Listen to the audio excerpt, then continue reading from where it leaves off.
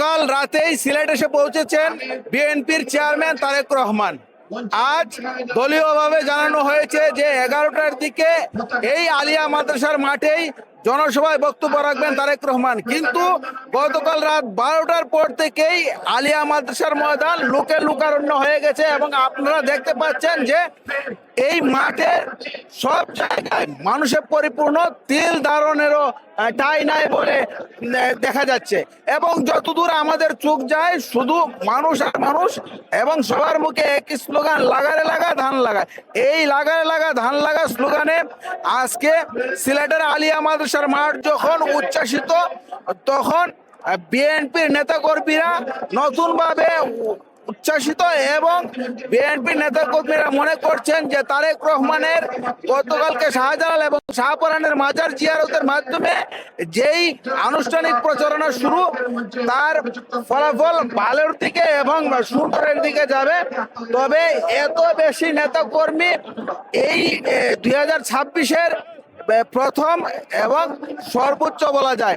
আপনাদের যদি জানিয়ে রাখি যে আইন শৃঙ্খলা বাহিনীও এই সমাবেশকে ঘিরে, নির্বাচনী সমাবেশকে ঘিরে কঠোর নিরাপত্তা বলয় তৈরি করেছে এবং বলা যায় যে আপনাদের সিলেটের আলিয়া মাদ্রাসার মাঠ ছাড়িয়ে রাস্তা সহ সব জায়গায় প্রচুর লোক সমাগম, যা স্মরণকালের মনে রাখার মতো। এবং আমরা আপনাদের আরো জানিয়ে রাখি যে আমরা সিলেট থেকে সর্বশেষ সংবাদ চ্যানেল 9-এর মাধ্যমে আপনাদের জানাবো।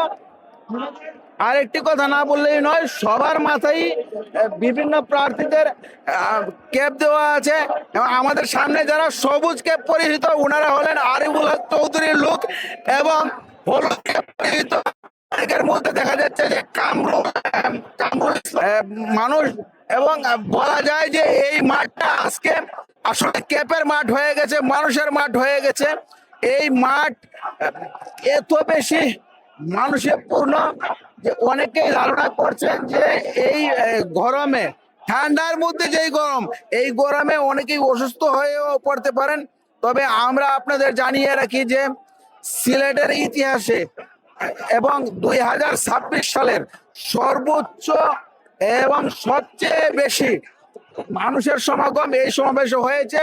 জরুরি চিকিৎসার জন্য আলাদা বুথ গঠন করা হয়েছে।